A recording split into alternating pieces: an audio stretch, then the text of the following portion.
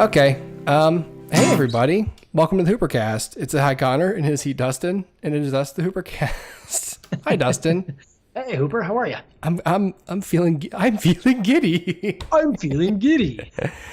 Yeah, dude, I'm feeling okay. I cannot tell how loud I am right now. You're gonna have to sort of help me figure that out. This is too hot, right? Right up here is too hot. Yeah. Too okay, hot. but right about here is good, right? Yeah. Okay, cool. That's what I thought. As I'm apt to do, I was showering before this show. And I did that thing where you get soap in your ear, and then you can't like you know what I mean, like it sort of takes out one of your ears. Yeah, totally. It like clogs it up. Yeah, that happened, and so that's one of those things where you may as well have just like, you know, fired a rifle right next to my head. Right. It's just like me. Do you feel off balance, like you're gonna like just completely fall apart? I mean, it's not what I wanted to happen before we came in and recorded the show. Sure. So that's for sure. Well, just before we recorded the show, I had the hiccups, and they were like, I get hiccups. Unlike most people, it's like hiccup, and it's like, oh, cool. Mine are like like huge gasps for breath, and like I'm dying. And so I'm like, this is not going to be good radio here. Yeah, whatever. Well, I'm sorry, Dustin. It's okay. I feel bad for you. They're gone now. They'll be back. So they'll be back one day. Yeah. I wonder, hold on, if I make your window smaller, does that make your... Oh my God, it does. I'm so sorry. It just made you so much smaller. I'm sorry. Hold on.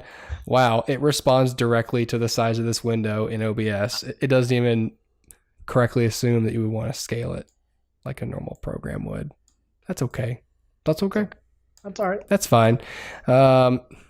Yeah. Anyway. Okay, cool. Let's get started because people who are watching might be like, all right, well, when are y'all going to start talking? So, I'll just, get right into our topic tonight. We got a few pieces of film news before we get to our video review of Mission Impossible Fallout. So, anyways, few pieces of film news we want to talk about today, that we, sometimes there's film news when we record, sometimes there's not. Today is one of those days where we have oodles of film news, Dustin. Yeah, there's like 3 good pieces of information to chew on. Yeah, precisely. So the first one is we had a request. I got a request today to talk about this topic from a listener named Sarah Weldon. Oh, she sounds very pretty. She must be. I don't know how I'm supposed to respond to that, Dustin. You want to be like, hell yeah, she... What am I supposed to say to that, Dustin? Just keep going. Okay, just good. Push past it. Sure. Nothing. I should say nothing. Yeah.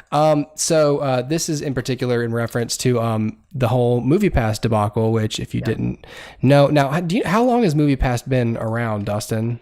They've been around for a few years now. I think probably the first time I heard about them was like 2015, maybe. Let me fact check myself really quick. Yeah, it's 4 months ago, and I just lied. Well, I feel part of me thought that they'd been around for like 10 years or something, but that can't be right. So this is a great start, not knowing how long Moviepass has been around. They were founded in 2011. Were they? Yeah. Okay. I feel like the first time I heard about them, like really was, around 2014 or 15. It was certainly after college by a few years. So yeah. Well, Moviepass's gimmick was that if you paid them $10 a month, although initially I think it was upwards of like $50. It was an insane amount initially. Oh, good Lord! In its earliest iteration. Well, wasn't it? How many movies a month was it? It was one movie a day. Okay, that's what I thought it was. I thought it was, and then so at one point, I think at its most popular point, it was $10 a month. Right. One movie a day. So one movie a day. There were a few stipulations. The movie couldn't be IMAX. The movie couldn't be 3D. It had, I think you could only see each movie once. So like if you wanted to go see Avengers, again, you paid out of pocket. Right. Exactly. So a few stipulations, but really nothing bad because you could theoretically knock out, 30 movies in a month for $10. For $10. It's crazy. Yeah. So at its most popular. So you might think, wow, that sounds like a strange business model. How could one possibly make money essentially subsidizing my film going experience 30 cents on the dollar? Yeah. Well, the short answer, you can't. You can't. Right. Moviepass. Oh, there goes the title. There you go. Moviepass went into sharp financial decline, especially recently. Yeah. I probably shouldn't even show that yet because I'm not at that part of the story yet. But they were spending $40 million. I think last month they spent $40 or $45 million just to keep the company afloat because they had to pay all the theaters for all the movies that they were letting people see. Correct. And so understandably they were freaking out because they were losing money. And so then they panicked and added a bunch more stipulations, like it couldn't be like an opening weekend release, and it couldn't, and even more barriers of entry. It could only be at certain theaters or something, I think. Yeah. And then they raised it to like $15 a month. Yeah. And then so their stock kept dropping. And then they finally have just now, here's the story that we were sort of bringing up today. The latest is Moviepass. This is from Business Insider. Mm-hmm. Moviepass will let subscribers see only 3 movies a month, but it's rolling back a set of recent changes that many hated. So of course, in the article, for those who are listening or not looking right at the screen, on Monday, the movie ticket subscription service announced that its service would allow users to see only 3 movies a month starting August 15th. Customers who see more than 3 movies in a month will get discounts of $2 to $5 a ticket if they book through the Moviepass app, the company says. And then it kind of goes into the history of how it kind of the price raised up and all that other stuff. So the CEO, Mitch Lowe, acknowledged that he probably should have done this faster rather than raise the prices and do more stipulations. But it was either this or the company basically shut down. Right. So I am of the opinion. So this is we've got some interesting. A lot of people have interesting takes on Moviepass. I've never got to use Moviepass. Me neither. But I will say this: $3 3 movies a month for $10 a month. Yeah, is still a good deal. It is. It's a really good deal. It is a good deal, so part of me goes like, I mean, he in his little a different article, he said like, we finally struck this is our business model. Like we finally found our business model. Yeah. So that seems like they could probably sustain this going forward. But the interesting thing about this was that I think I read that he said, because businesses like this tend to rely on the few people who are paying and not using it that much. That's how that's how Netflix makes money. That's how, and it was 15% of Moviepass's subscriber base would see more than 3 movies, however many movies a month. But that 15% was accounting for 40% of operating costs. Right. For Moviepass. 15 out of 100 people. Yeah. 40% of the operating costs, and it was just sending them $50 million in the hole last month. Right. So Dustin, the question I have for you is, would you even consider still using Moviepass? I mean, there's not much you could probably lose, but would you consider like partaking in Moviepass for this price point? I really wouldn't. I think there are plenty of other, options out there. And really, I would be sort of leery of getting in bed with a company that is having the issues that they're having. I think it was only about a week ago that the app like basically shut down, and all of the people who were trying to use it were forced out. They couldn't. So you had all these people trying to check into the theater, and they weren't able. So Moviepass had to very quickly scrounge up however many millions of dollars to get the app back up and running. And I'm just not interested in jumping in with a company that is going to at some point potentially not allow me to use the product I've paid for until they raise more money. And he can say all he wants, we found our business model, but they've had so many business models. There's no indication that this is actually going to be the one that works. I Googled it while you were speaking, and initially there were a couple of different, plans. There was, a $50 a month plan that allowed you to see 6 movies a month, or you could pay $100 a month for unlimited movies, which, and both of those did originally allow purchases to 3D movies. So initially, it seemed like the business model was way more, advantageous to them, because okay, if I think I'm going to spend if I think I'm going to watch 6 movies in the theaters, great, I give them $50 and probably I'll only see 3, and then they make money.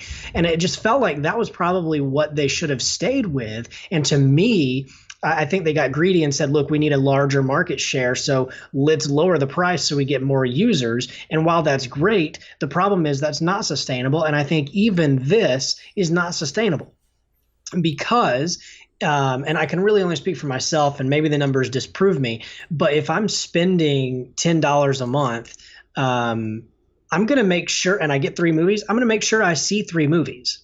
You know what I mean? Or at least 2 movies. And if I see 2 movies, then that second movie, and really part of the first one, is out of Moviepass's pocket because they're covering those costs. I've only given them $10 and 2 movie tickets is like, $22.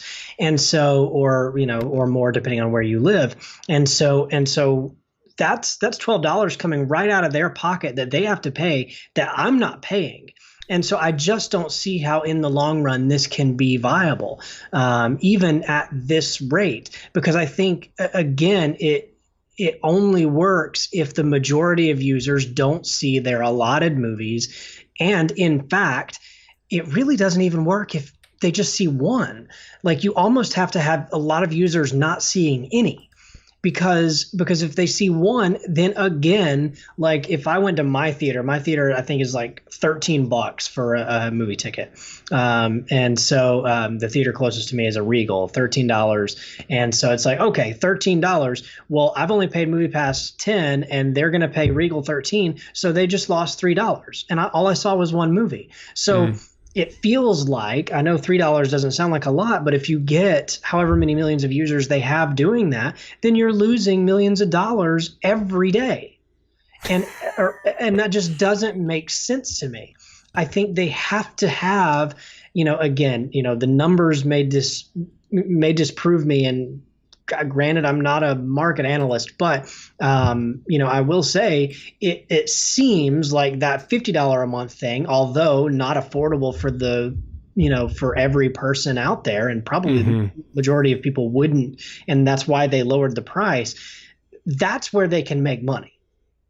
Because if I paid $50 and got 6 movies and I only saw 3 because it's January and there's nothing out that I want to see, that's where they make their money. They made $50 off of me. And so I just don't understand how this is ever going to make money. I don't understand. So, and like I'm on Moviepass's website right now, it's movie time, only $9.95 a month.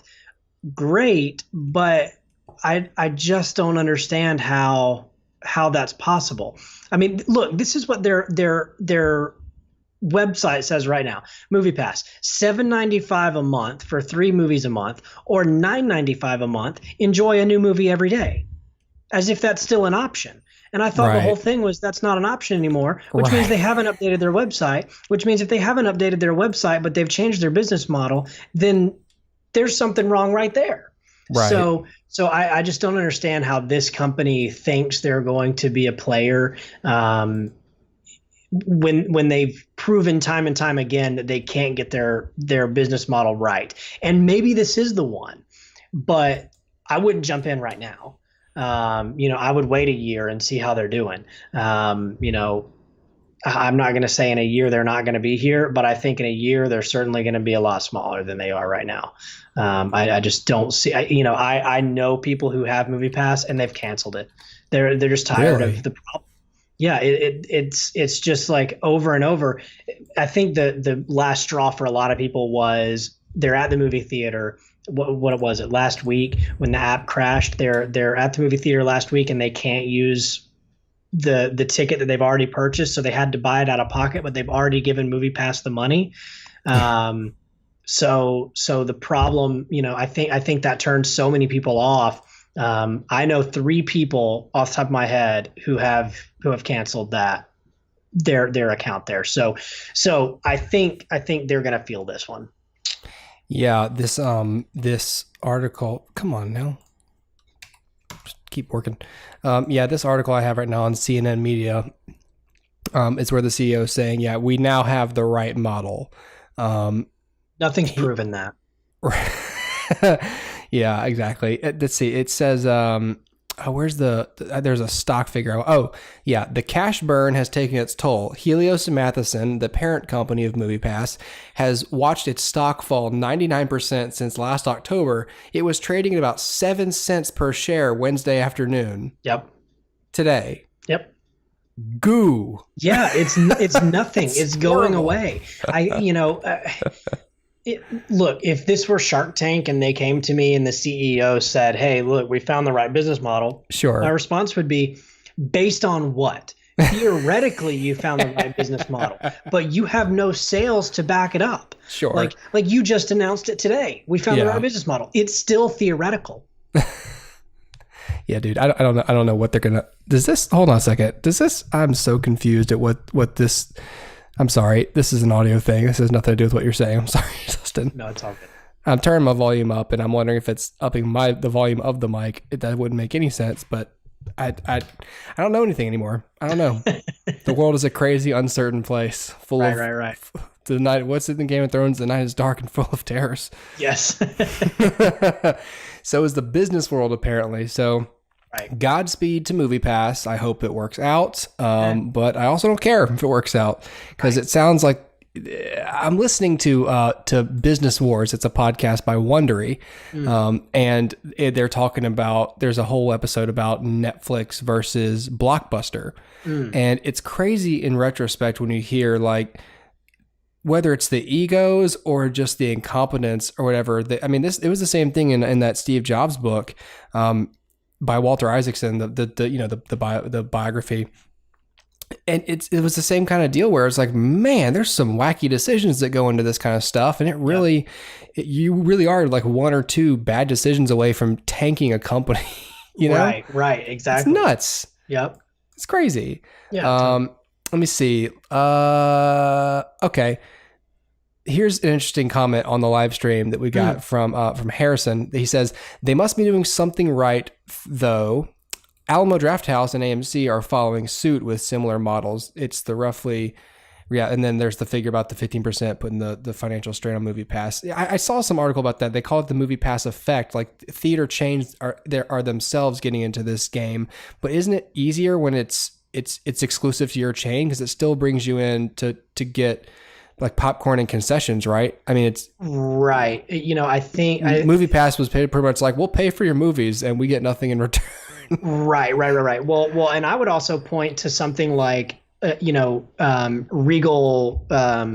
whatever it's called, the Regal Crown Club or whatever, or Adam. Oh, by the way, Harrison would like to also say that he is part of that 15%. He says he's seen about 90 movies since last October.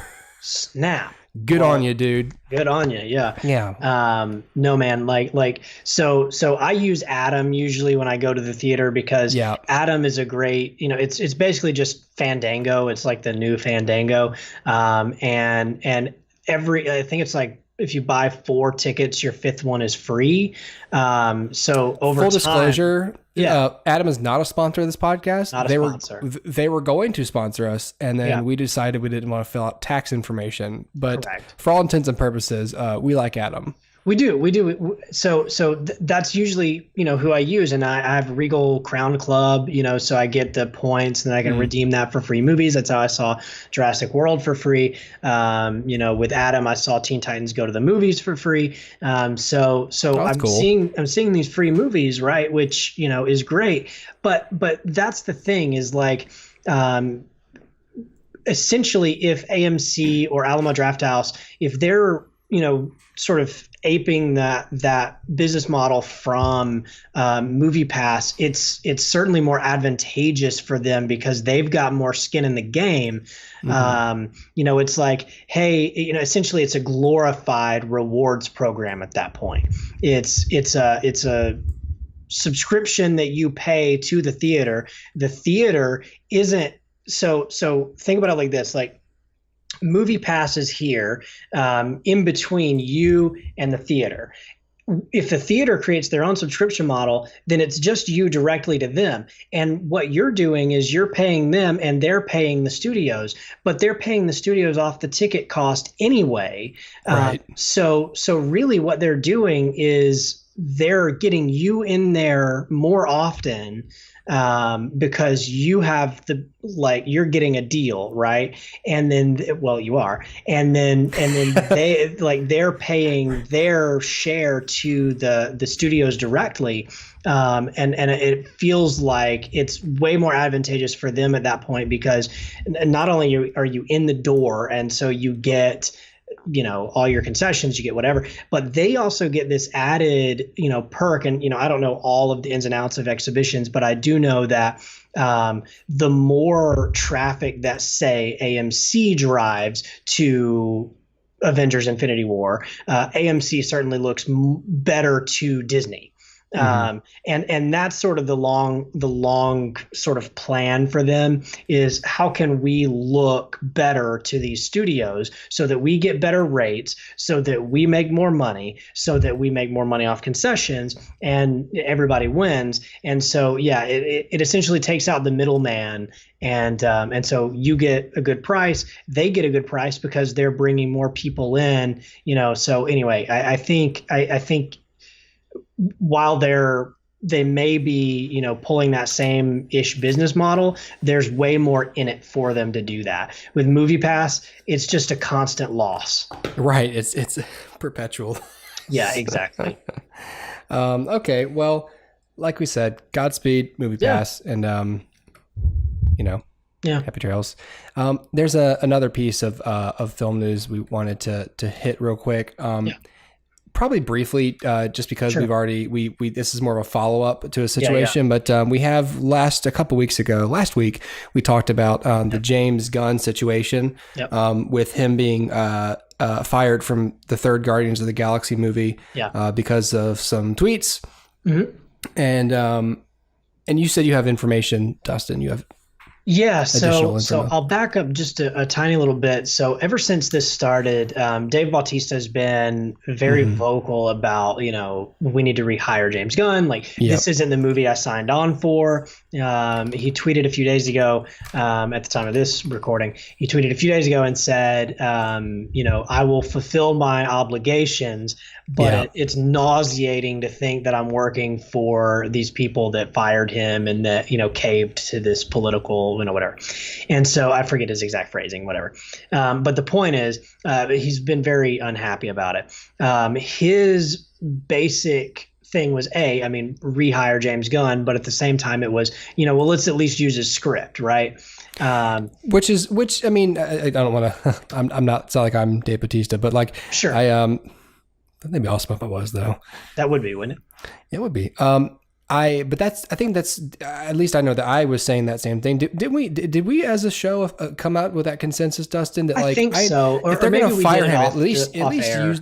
Yeah, the contention was that, okay, well, fine, he cannot be involved in further operations. If you're going to at least do that, at least keep the work that he did, because that's the vision that everyone agreed they wanted for the film. Exactly. So it'd be really stupid to go, oh yeah, his script suddenly sucks because we don't like his tweets, and it seems stupid. Yeah, it is. And so I'm with Dave Bautista there. At least use the script. Yeah, me too. So the Hollywood Reporter actually reported today, which so you may be listening to this a few days out, so you may have more information than I do. But as of right now, what THR reported was that Disney does plan on using his script.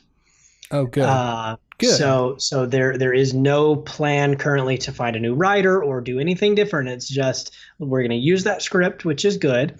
And THR also reports that James Gunn is currently in negotiations with Disney over his contract. So apparently he may or may not have had and probably did not have a pay or play contract, meaning regardless of whether they use him, he would get paid. However, because he did not break his contract, he's currently in negotiations to be compensated for the time and effort that he did put in. Good. So they are saying that could be somewhere within the realm of like $7 to $10 million in his pocket, essentially buying the script and his time and efforts and energy since the last film to, the point of his termination. So yeah, he's in talks for that. Now, part of the legalese here is that he cannot accept or negotiate or entertain any other offers from any other parties, any producers or studios at all. But THR is reporting that he's getting a lot of offers. A lot of people are interested in bringing him onto their next project. So it says, Academy Award-winning or Academy Award-winning producers, as well as. Go ahead. I'm sorry. Is this James Gunn in demand for major studio movies after Disney fired? Which title is this? Yeah, that's what I'm reading. Yeah. Well, it doesn't matter because Safari's freezing. Sorry. Go. Oh, I got you. Yeah, that's it. Okay. And there's even talks that WB is chasing him for DC. Dude, they would be stupid not to. Right. That you kind of just have to. Let's just put our feet in the water and see what happens. And so he's getting a lot of talk, but again, he can't entertain those offers at all until the legal proceedings are done. Right. But I'm glad that he's pursuing compensation for what he did. Yeah. B, I'm also glad that Disney is at least open to the idea of using the script that he wrote. Now, would they, could they, will they bring in another writer to touch it up? Probably. Because the only reason that they kind of just let him do what he did was because he was also directing it. Take him out of the equation, I could see Disney kind of reading it and getting cold feet and saying, all right, we don't know if we would want to do that. Like, let's get somebody else in here to rewrite some things. And, again, I think we mentioned on the show last week, maybe Taika Waititi, whatever. But whoever you get, they're not going to have his exact sensibilities. They're not going to have his voice. My gut reaction is almost like, forget Taika Waititi, like give it to like Chris Pratt and say, hey, Chris, will you rewrite it? Sure. Has he ever written anything? No. But, I think he has a better idea of, James Gunn's voice and certainly the voice of these characters. I would like that. I don't know if that's being talked about, but regardless, I think something's got to happen. I'm glad that they're using a script potentially, but it remains to be seen, whether or not someone like Dave Bautista would buy out his contract and be gone. Or if any of these people might do that, because that's a very real possibility. So we'll see what happens. I'm very interested to see how this all shakes up, but yeah, I'm glad that he'll be at least compensated for something, and I think he absolutely deserves that. So, gee, no kidding. I mean, that's the least that. It just makes me angry. I know. It makes me very angry. It doesn't make sense. I was thinking about it the other day, and I think we were texting about it, and my thought was, okay, I get what Disney did. It was like, okay, it was a knee-jerk reaction, right? We don't want controversy. Let's just, cut him out and so let's fire someone for nothing and cause controversy. Correct. So by now you should realize, like if I'm Disney, I'm looking at it and saying, okay, hold on. that was a knee-jerk reaction. We caused controversy. Yeah. B, I think the majority is spoken, and the majority, even if they have problems with his tweets, don't have a problem with him directing the film. Yeah. The majority would rather see him reinstated. So I feel like, and it's got, what, 300 and some odd thousand signatures on this petition on change.org. Yeah, and you've got, the cast of the show saying, hey, we support him, so I feel like if I'm Disney, I would reevaluate at this point. And best case scenario, you get some really good buzz off of this, right? You get to say, hey, look, we reinstated him. Everything's great. The fans get what they want. That's great. Then we get what we want, because we would kind of be looking like we take threats of sexual harassment seriously, right? That we're gonna fire you if something happens. We'll investigate it. If there's no wrongdoing, we'll reinstate you. But we take it seriously. At least we kind of get the benefit of that, right? By the way, change.org up to 373,000 plus signatures. There you go. And there's more. I mean, as we're broadcasting, there's more. It's flooding in right now. Have you signed that? I haven't signed that yet. No. Do you have to log in? I don't know. Probably. Yeah, you do. Damn it. But I know. Right? But making me do stuff to do stuff. Right. But anyway, I don't know. I think if I were Disney, I'd kind of see, okay, let's step back, let's reinstate, let's rehire, let's, just sweep it under the rug and forget it happened. And don't forget, in all of this, Kevin Feige has been quiet. Mm-hmm. Which is curious. It is, isn't it? I wouldn't put it past him to also be very put out by this decision. And then the idea of him kind of flexing his power on James's behalf, maybe just let's wait for the right time. I think he's waiting until it's about to be a done deal, and then he steps in and goes, okay, I didn't want to have to say this, but I am in charge, so... Right, exactly. So I don't know what's to come, but at the very least, we can kind of take some deep breaths, just knowing that, okay, they're going to use his script. They'll at least use it as a launching off point. So even if the voice is weird and the tone is weird and it just feels off, at least thematically and character wise, what was begun can be concluded, and I think that's at least part of the battle. So yeah. Apologies to the live stream people. It's not letting me read the rest. There's more comments coming in, but I can't see them. And I'm afraid to refresh the page because I feel like it'll end the video. Yeah, it's asking me if I want to end. Let me see if I can read some. I don't know. The last comment I see is my friend Ian talking about Moviepass. So I don't know if there's any of these comments, if they have to do with James Gunn or not. I'd like to address if there are questions. Keep commenting if you're on the live stream. Keep commenting, and maybe it'll refresh my page itself. There's a lot of stuff going on. Maybe if I close the tab as we change topics. Let's talk about the next thing, Dustin. Okay, let's do it. The final piece of film news we have tonight to speak about. The Oscars. Yes. We know the Oscars. We do. The second half of that phrase is usually we love them. We don't really love them over here at the HooperCast. No. Not a fan of the Academy Awards. No, we're not. And it's usually because they come off as kind of smug, self-important, I don't want to say out of touch, but I'll just snobby for the sake of finishing the sentence. Snobby. Right. It used to be, I think it was 2009, Dustin? I think it was 2009 where the count of Best Picture nominees went up from 5 to 10. Yeah.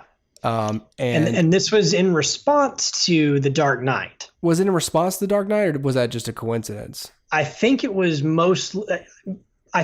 response to it. Right. I think there was an overwhelming cry that needed to be nominated, and they just didn't have the spots for it. Yeah. Well, they widened the field. They doubled the field. And The Dark Knight, which was objectively considered a very good, a great crime drama thriller that happened to have Batman as the main character, but otherwise a very well-directed piece of filmmaking. Didn't get nominated for Best Picture, even after they went from 5 to 10. Like, and people were mad. It got some technical nominations and maybe a couple of awards like sound design and stuff. And that has, and as comic book films have gotten better over the years, and a few of them, again, pretty objectively considered really good standalones, like Captain America, Winter Soldier, and even Civil War. Yeah. You've got hell, Infinity War, even. You've got the bar being raised higher and higher with comic book films to the point where they are on par by all the same measures as other standard, non-fantastical films can be. Right. And the public notices, and year after year, they are not like, the most recent example was Logan. A couple of years ago, Logan, and it got Best Adapted Screenplay nomination, but I was one of, thousands of people who thought that film was worthy of a Best Picture nomination. Yeah. If you've seen the film, it's a very grim, mature subject matter. It's a very good story. It's a full circle character arc for this character we've seen on screen for almost 20 years. The performances are incredible by everyone in the cast, but particularly Hugh Jackman and Patrick Stewart both deserved Best Actor and Best Supporting Actor nominations. On top of cinematography and production design and lots of other things, score, a lot of stuff that this isn't just me being a fan of Wolverine. This is me as a movie lover saying that this could have and should have happened, I think. Yeah. And it didn't. And I mean, a lot of people stayed positive and said, well, it's good that Best Adapted Screenplay. I mean, the fact that a movie based on a comic book character actually got recognized in any category is something. It's like, it's something, but what the hell does the movie have to, what more does it have to do to get the Academy's attention? Right. And the answer is nothing. Just let the ratings continue to tank and tank and tank until you have what's happening now. Yep. Which, Dustin, this articles on the New York Times. Yeah. Oscars are adding a new category for film awards. Are we not scrolling again? Fantastic. This is great. I love it. I love this. That's cool. Let's just refresh that whole page there. They're adding a new category. Popular film. Best popular film. Yep. Just great. So maybe you're listening right now and you're thinking, that's not a big deal. What's the big deal? The big deal is you may as well call it best film for dumb normal people. Right. Because that's pretty much what they're saying. They're instead of just saying, hey, you know what, we really need to broaden our minds and consider what makes a good film and forget about these things that we think are icky, like having Batman or Wolverine as the main characters. We need to get past that and focus on story and intrinsic value instead of what's on the outside. Let's, instead of going against all of the advice that we preach in our films. Right. And so, there we go. Comments are back. Yay. So someone is saying exactly to something that I don't know what it's in response to. All right. Well, I agree with you, person. Yes. So yeah, popular film category. They rolled out these changes today. A few things happening. This is an article by Brooks Barnes by the New York Times. He tends to write stuff that I end up referencing. So thanks, Brooks, for being a good writer. Yeah. So they're also shortening the telecast, making sure that they keep it to a tight 3 hours. Right. Because they usually go over to 4. And they're going to be giving away some of these awards during commercial breaks to keep the time.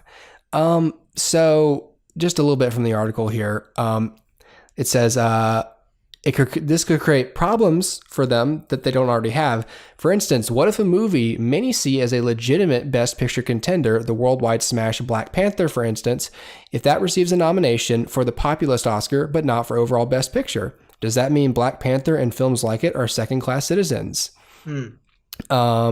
The letter, this letter that they put out announcing all these things, the letter co-signed by Dawn Hudson, the Academy's chief executive, did not say what would constitute a popular film or whether movies nominated in that category could also be nominated for Best Picture. An Academy spokeswoman later clarified that they could. I doubt that they will.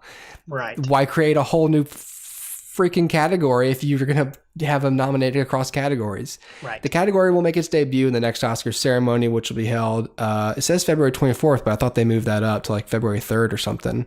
Yeah. Let's see. The letter says eligibility requirements and other key details will be forthcoming.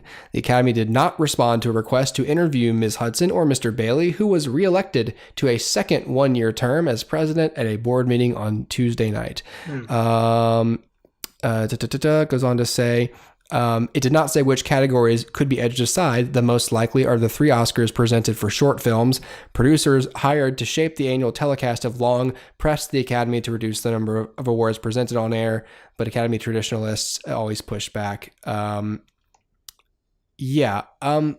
So let's see. There's some Twitter feedback. One person said, and the Oscar for Best Achievement in Pandering goes to, and they retweeted the Academy announcement. Yep. While some responses were favorable, the Academy also drew wide mockery with the social media universe, suggesting other categories that might draw more viewers, such as Hottest On-Screen Kiss or Best Stunts. By the way, I've been saying for years, best stunts should be a category, best stunt work. Yeah. Because just because like a romantic comedy is not going to have stunts, okay, well, a romantic comedy also isn't going to have a good it's not going to win best screenplay either. Yeah. So there's always going to be films that aren't going to be eligible for all categories. Mm-hmm. Logan's not going to win best comedy film. Right. Although The Martian did. But that's the point. You recognize for achievement in films, and stunts is a technical achievement. And considering when our film that we're featuring tonight later, the Mission Impossible and the films, other films like it, that are bringing back and restoring, and Mad Max Fury Road, a market for real in-camera stunt work as opposed to overly CG'd, safe green screen action. You've got people on wires on the sides of buildings, on motorcycles without helmets, holding their breath for 6 minutes. You've got people doing crazy stunts. There should be a category for that because it makes movies better, and it shows an incredible achievement by a stunt team that's worked and coordinated. Just speaking for stunts in and of themselves, but there should be a stunts category. So that person's joking. I'm not kidding. Stunts. Yeah. Make a stunt category. If you want to make more, make a stunt category. Because, and I've never been really insulted by anything the Academy does. I've always just been like, oh, well, it figures. I'll just keep not watching. But this is the first time where I've been like, because we talk about this issue all the time, Dustin. Like, are the films we talk about on this show, are they not fancy enough films for people? Do I feel like an idiot just because I talk about comic book films a lot? And the answer is no. I appreciate things about that these films offer that, and it's not for just because it has broad appeal or it's marketed to a wide audience doesn't mean that audience is dumb or can't digest a more complex story. It means I want to go see the Avengers over and over again. Well, and so let me read you this too. This is an article from Variety that was posted today following all of that. And so what it says is that ABC, is the company that they're actually in bed with until 2028, I believe. They'll host all the Oscars. Wow. Until 2028. That's a whole lot of Jimmy Kimmel. Re-up the contract. And so evidently ABC pushed for these changes. ABC, it was their idea to, give some of the awards away during commercial breaks. Also, it was their idea. I think the article says that they actually proposed a best blockbuster category, and then it was changed to best, popular film. But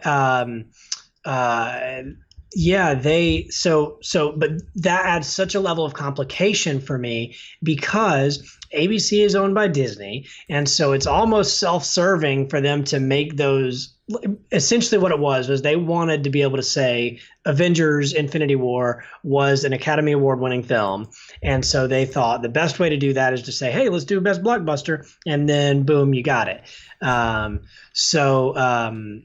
So it feels very self-serving to me.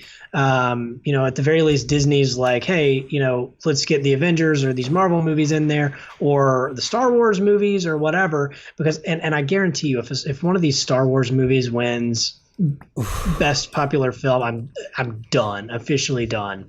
I'm already done. I'm already done too. I wasn't watching either, but before I would end up maybe watching because my wife would be like, I want to see the costumes and I want to see the broadcast because we both have worked in live television before, so we appreciate the broadcast. But I will put marital bliss on the line this year to not watch the Oscars because this is why would I reward, like, this is my, I won't even say boycott. I gotta go to bed early. I gotta wake up early on weekdays for work. I can't. I'm not gonna, lose sleep over this because. Right. Well, again, I think you hit the nail on the head. Best picture for Dum Dums or whatever is like just so this makes apt. me. You know what I want to do this year? Honestly, instead of sleeping during the Oscars, I want to be in the other room watching the second Transformers film. Yeah, right. In protest. Yes. I'm just gonna watch the Devastator, wrecking ball testicles over and over again. Yes, just something super dumb. Just like, I love being dumb. Right. Don't you make me be smart. I'm just gonna wallow in my stupidity now. I'm gonna go read a book upside down. I'm gonna try to bring a 2x4 in a door and get stuck over and over before I realize you have to turn it vertically. I'm gonna walk around my house with toilet paper stuck to my shoe. Yeah, no, it's so dumb though. This whole thing just reeks of we want to be artsy. We want to give all of the pretentious movies the benefit of the doubt, and then we'll just like throw awards at other people. And I'm like, well, first of all, the whole idea of giving away awards is stupid anyway. Right. Avengers: Infinity War doesn't need your awards. You know what I mean? It's a good movie. It stands on its own. It made a ton of money. Yeah. Black Panther doesn't need your award. It doesn't need to say, oh, it's also an award winner. It just needs to say, hey, it made a whole ton of money and it's a good movie. Because the only validation I need for these films, it really is Rotten Tomatoes. Like it's Rotten Tomatoes and like my own experience and people, friends I trust. Like, we have a great panel of guests here on the HooperCast, and it's really just all of me and Dustin's friends because we surround ourselves with creative people who we trust, who we like, and who aren't up their own butts about art. Correct. I can appreciate. I loved Her. That's an artsy film that also is really clear and communicative of its message. So why can't quote unquote profound films be like that? Right. I mean, look, I'd love it if the Transformers films were a little bit, better, a little bit more, whatever you want to call it. Right. But highbrow. Sure. I mean, or not as low, whatever. Yeah. I got it. But this is not the way to do it. And this is all happening because they're desperate. They're desperate because their viewership has gone down year after year after year. Yeah. But that wasn't just due to the movies they were picking. It was that, but it was also they can't get through a sketch without being political and without dividing people on whether it's social issues or just some soapbox about some thing. And then we get more into the issue of should athletes and actors use their platforms for political meaning. That's fine. But when it's national television and you want everyone to watch, don't alienate half of everyone. Right away just by, telling people that they're stupid for not liking something. Right. So it's certainly a desperate move. It is by them. And I don't really think it's going to pay off. I don't think people see this news. And first of all, no one who's not watching Oscars is following the Academy Awards on Twitter. Right. Exactly. And anyone with Google access would know that this is just a real cheap, gambit to to desperately hold on to their viewership. So Right. don't follow it. No. Don't fall for it. I mean, if you want to, that's fine. If you want to see, films that more popular films recognized, that's good. I mean, recognition's also good. But what we've been saying for years is that recognition from the Academy of Motion Picture Arts and Sciences is, at least in my opinion, becoming less and less valuable. That maybe meant a lot more when there was, that was the biggest way to market your film. But we're so aware of movies and a wide range of movies now with all these streaming services, with social media marketing, it's a whole new world. And so they're less and less relevant. And so they just turn into a big Hollywood, jerk fest where we're just happy that we're all here and having a big party. And that's probably great if you're in Hollywood, but if you're watching, you're just like, oh, cool. How can you make me feel more like I'm not invited or a part of this? Right. Exactly. Insult me from the get-go, and there you go. Yeah. Yes. Yeah. So, well, there's that. So, and I think also I saw in that same article, they were talking about how, what is that? Okay. They were talking about, I think they moved it to early February. I was saying earlier, I think they moved to early February because they're trying to shorten award season overall. Yeah. Because they're finally realizing oh, this is 4 months of just awards. Every single Monday morning on the news, it's, oh, did you hear what Alec Baldwin said about Donald Trump? Or did you wait till you see this strange gaffe? And it's just oh, I wonder what won best. And so they're saying by the time the Oscars roll around, there's really no surprise. There's no suspense because we already know what's been getting all the awards. And no one at the ceremony really seems that happy to be there because they're like, all right, this is the last one. Then I can stop doing press for this film. Right. So I don't, my salute, you want to make the Oscars special? Get rid of every other award ceremony. Yes. Every single award ceremony, get rid of it. Right. Which they can't do and they won't do. So, right. So it's stupid. It's like a moot point. Right.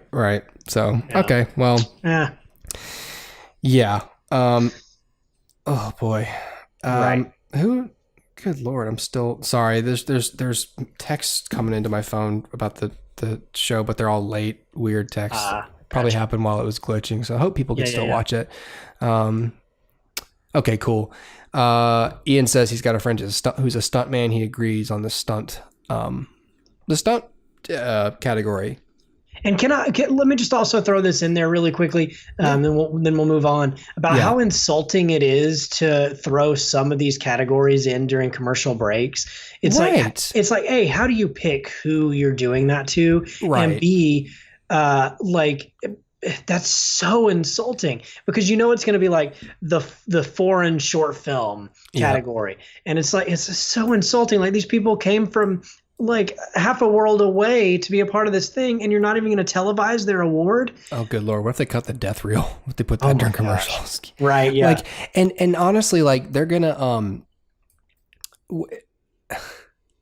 it's interesting. Imagine if you're nominated for best animated short and you okay, so I'm gonna get my award in the commercial break, or you're gonna win, that everyone else sucks. You're just one of those years where it's like Kubo and the Two Strings, that guy was okay, I'm gonna win this category.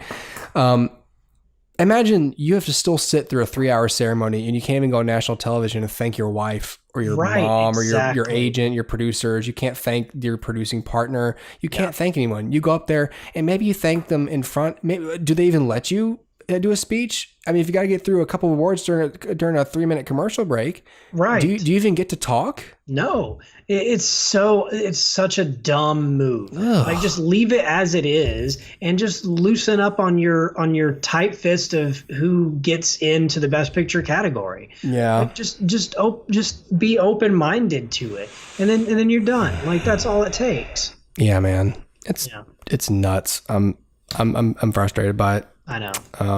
Okay, well let's move on to our actual review of the night. Let's do it. Did we want to eventually get into spoilers about this, or did we say no? I feel like probably not. Part of that is because I don't want to spoil it for you.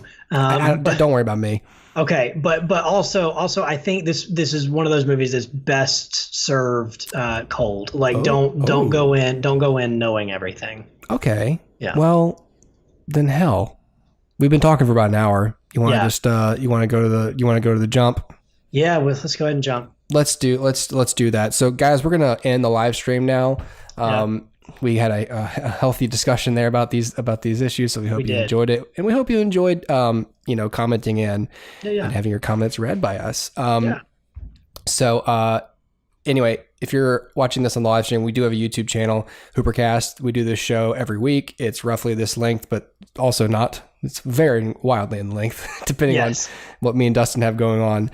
But we do this show every week, and this is Dustin and I having conversations about movies and movie news that we like, and you get to listen in and be a part of it, of course, here with the live stream now on Facebook. So yes, but it'd be great if you went over and subscribe to the YouTube channel at least. If nothing else, look, I'll be frank with you.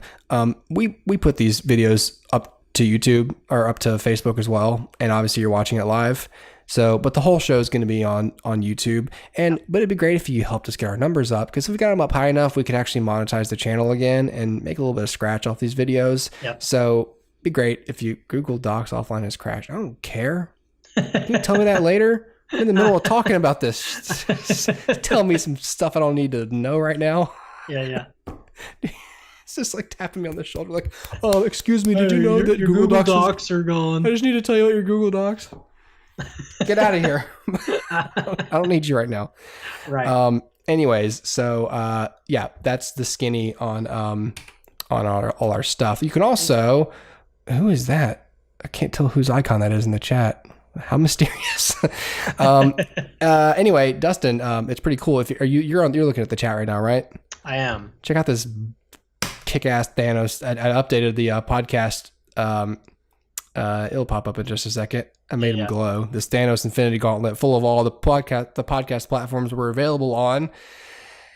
iTunes, Stitcher, Spotify, RadioPublic, CastBox, Anchor FM, Breaker, RadioPublic, all of these, and I think I said Google Podcasts.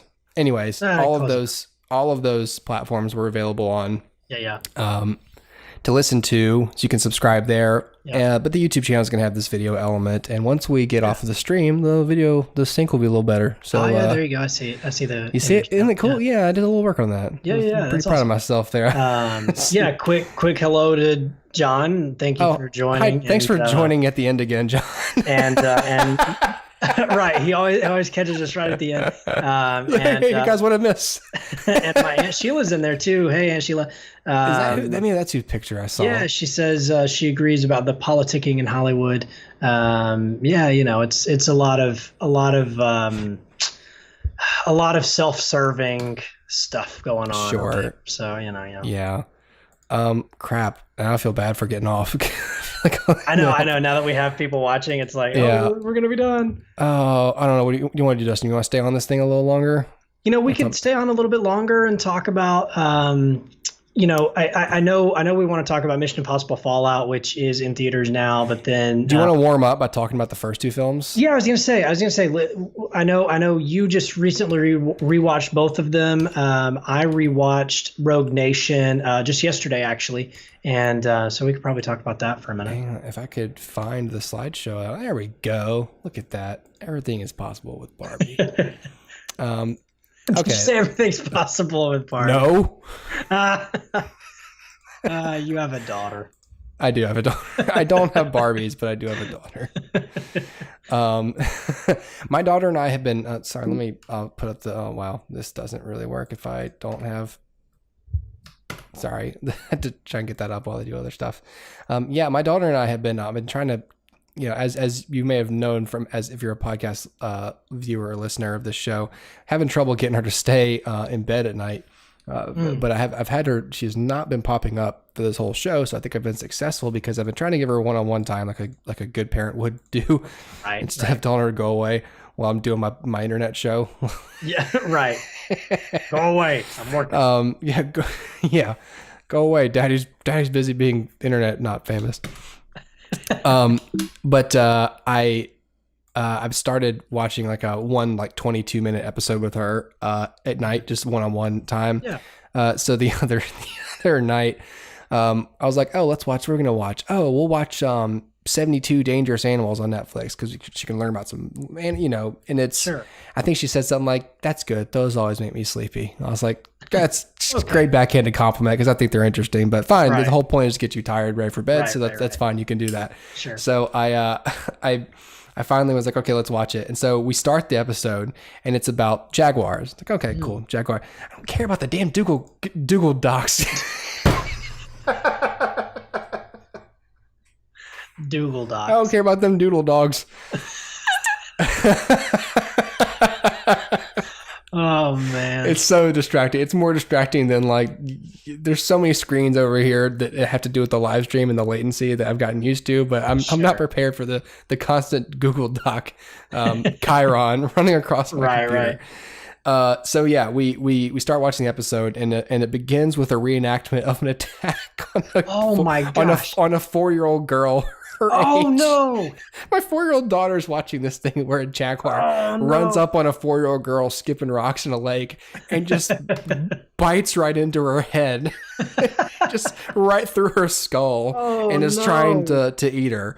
And then how they rushed her to the hospital. They're showing and I was like, don't show pictures.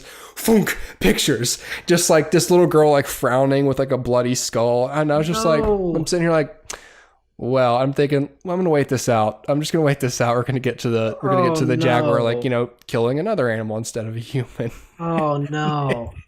It just keeps getting worse. And there's a scientist like, I mean, she could have died. I mean, if at least lost her sight. I mean, maybe her eyes would have come out. I was like, all right, we're going to get off this. All right, yeah, we're done. We can't do this. My daughter's just staring at it, like playing it cool, but I can tell she's like, oh my God. Yeah, she's traumatized.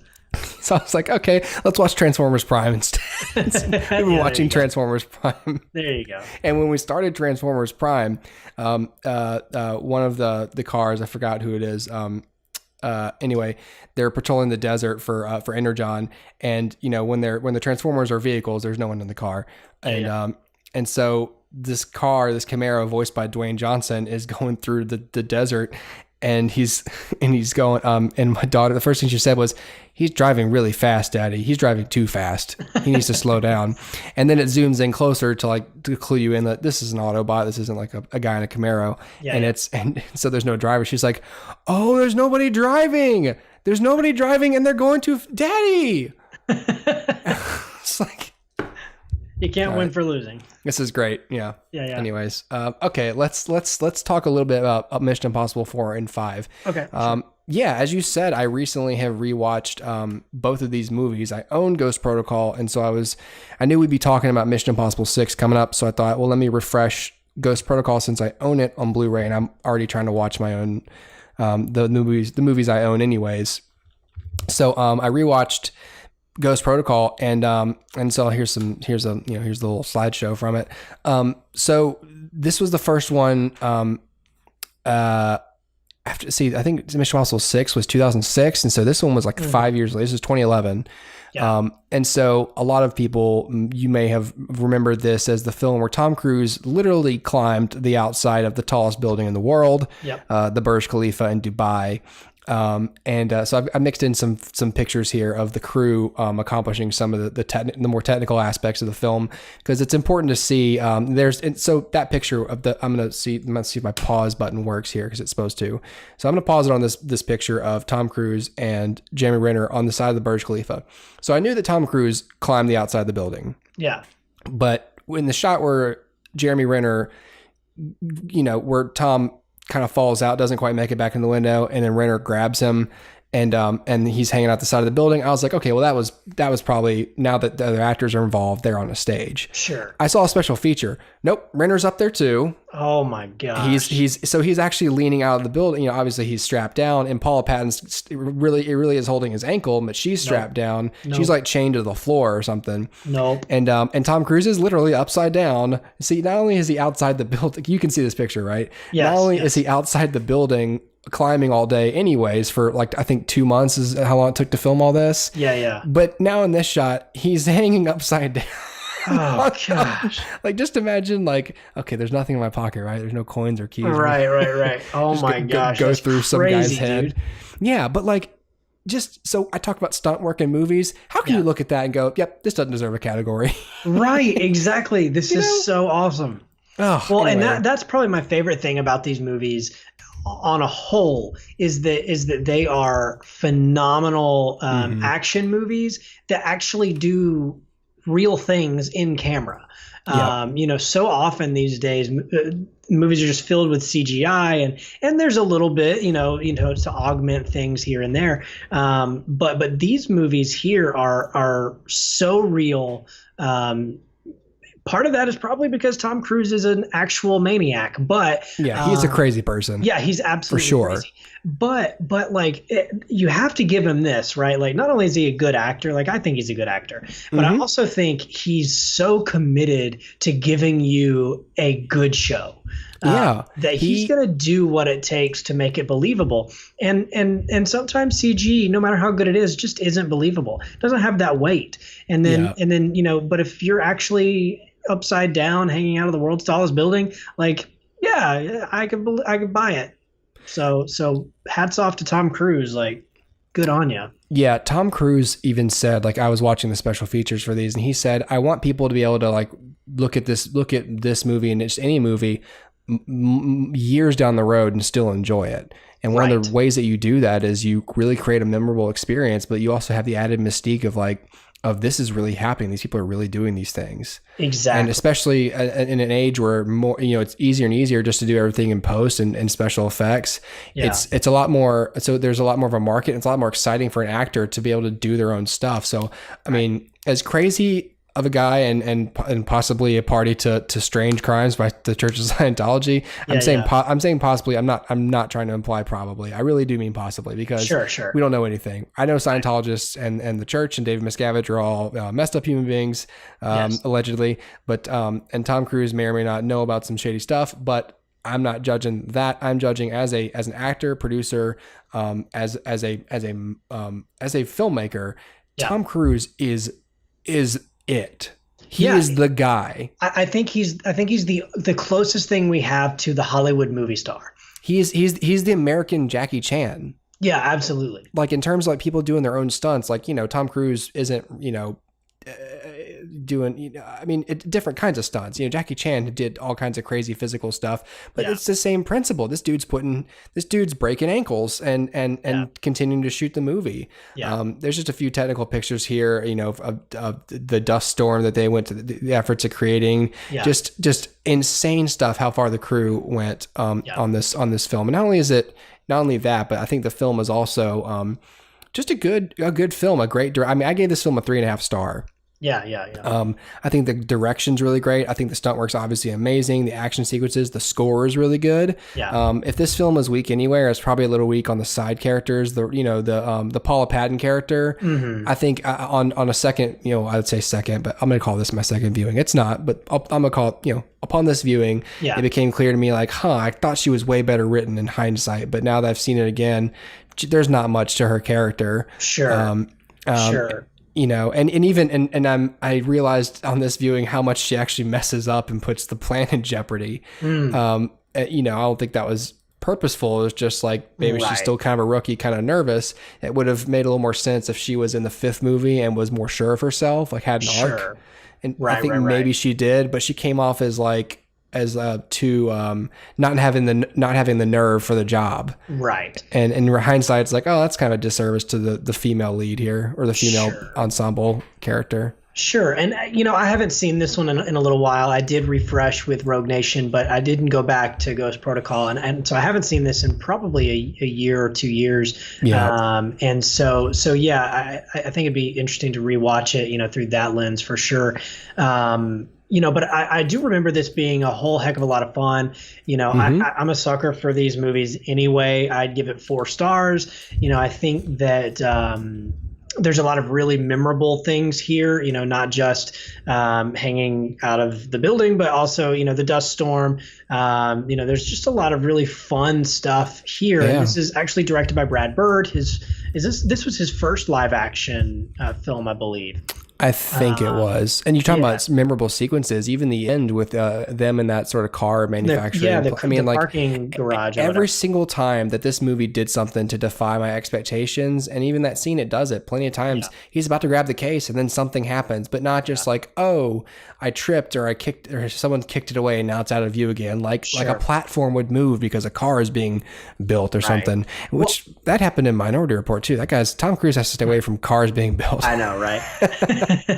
But yeah, man, no, I also love just how so this is sort of its own trilogy. Like if you look at the first 3 movies, they're sort of their own thing, sort of thematically and all that stuff. And 3 kind of opens the door for 4, 5, and 6. And 4, 5, and 6 become this ensemble-based thing where 1, 2, and 3 never were. Right. So what I love most about this movie, I think, is that it really established okay, we're going to have an ensemble. We're going to have all of these people that do different things. And I think at the time the consensus was that Jeremy Renner might take over for Tom Cruise and sort of lead these films. And then that never did happen. He was about to take over 2 franchises. That guy was going to do this and the Bourne. Yeah. And then exactly. In both, the stars kind of came in and performed and the studios were like, never mind. Right, exactly. But you know what? Like I do like his character here. I think you're right, Paula Patton. The fact that she doesn't show up again probably speaks a little bit to the underwrittenness of her character. Yeah. Now I'm thinking it was probably her who was like, nah, I'm not really interested in doing another one.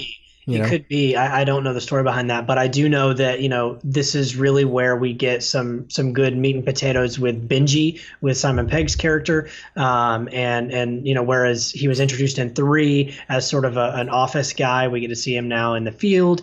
So it really, and if you remember, Mission Impossible was a TV series first. The TV series was ensemble based, and so it was always weird that it became a solo venture for Tom Cruise. Well, in the first movie, they kill the entire team in the first scene. Exactly. It became this whole different beast, and then now it's kind of like, guys, it kind of needs to be an ensemble. Yeah, it does. Ethan Hunt is only as good as the people around him, and if he doesn't have anybody to bounce off of, then he can't be a very good character. And maybe that's why Mission Impossible 2 is the worst received of the films. But yeah, no, I enjoyed Ghost Protocol a whole heck of a lot. It renewed my interest, even though I wouldn't necessarily say it was waning at that point. But it opened up new doors. So renewed my interest in that way. Absolutely. So I enjoyed it a lot. There's a YouTube channel that I was watching where they talked about the guy was rebutting the charge that Ethan Hunt has no character.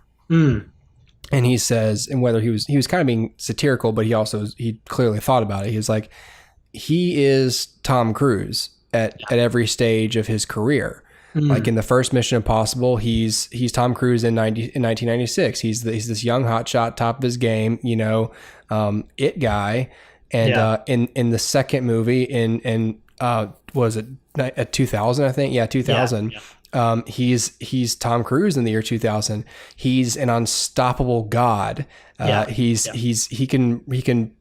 can make a movie like Vanilla Sky, like, smash at the box office just by him being in the film.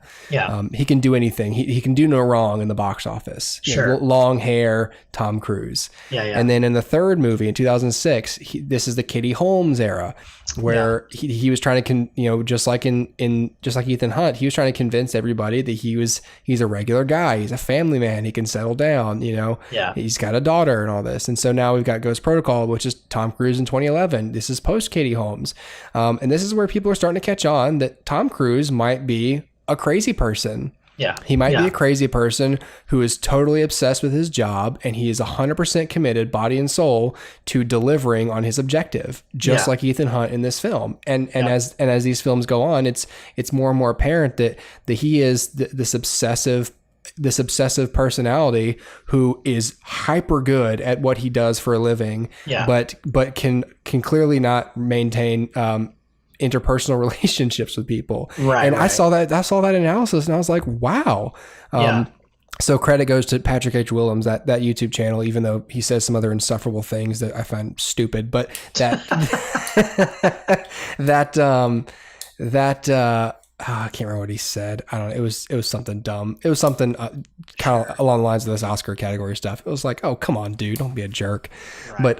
But that analysis I think was spot on, and at the very least fun to think about if it's not exactly what they're going for. But that's what it is, and I think that just like the Fast and Furious films have embraced what they are, which is an ensemble heist with ridiculous stunts.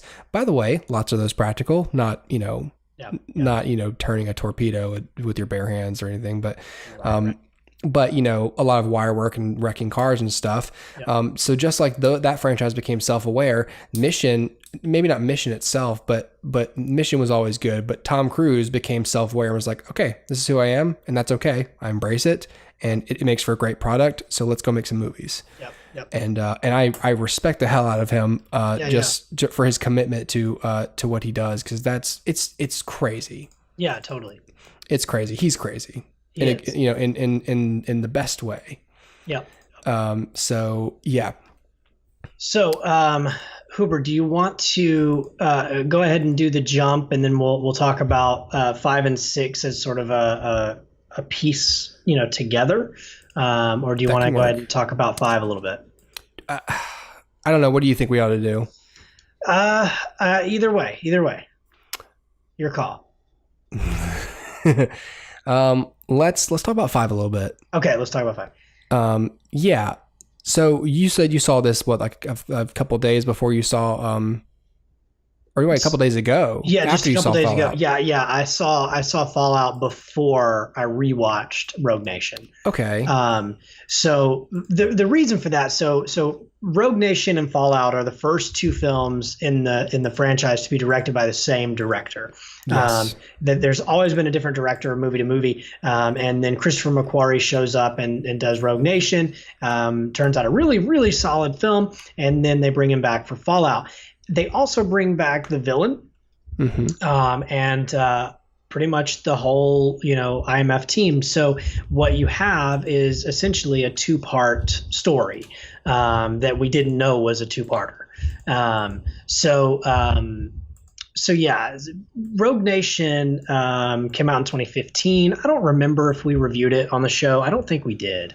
Rogue Nation? Yeah. I don't know that we did. I don't think we did, because I didn't see it in theaters. This is the only of these movies that I did not see in theaters, except for I think the first one.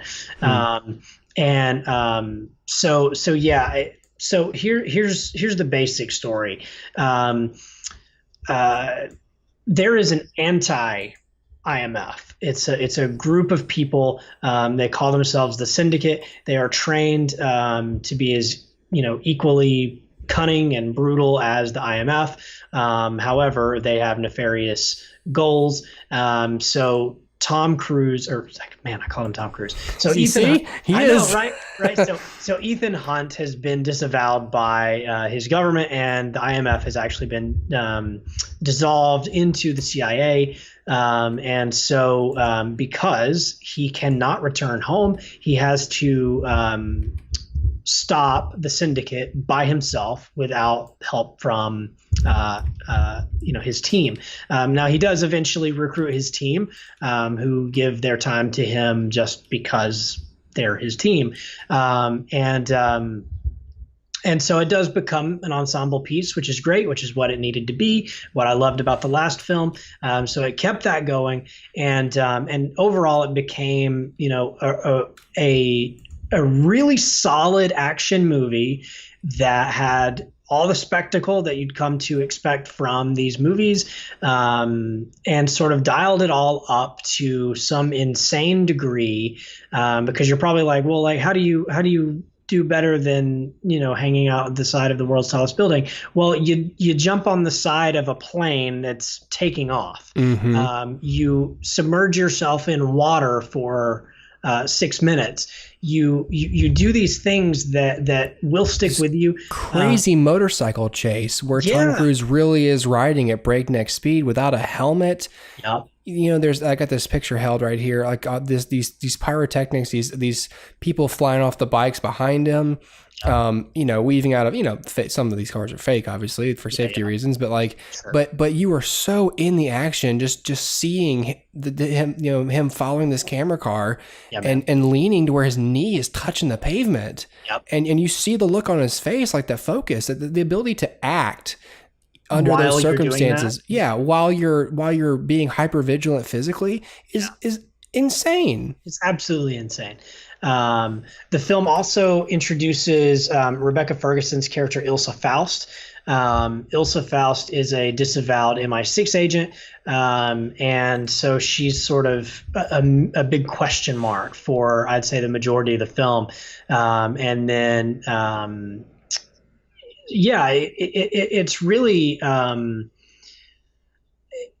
I don't want to say it's exactly what you'd think a Mission Impossible movie would be, but it is. It's fun. It's action packed. It's well performed, well choreographed. The stunt work is phenomenal. The set pieces are memorable, and really, it's just the kind of exactly what you want out of a Mission Impossible movie. And the fact that Christopher McQuarrie kind of understood what this franchise was, maybe better than any other director.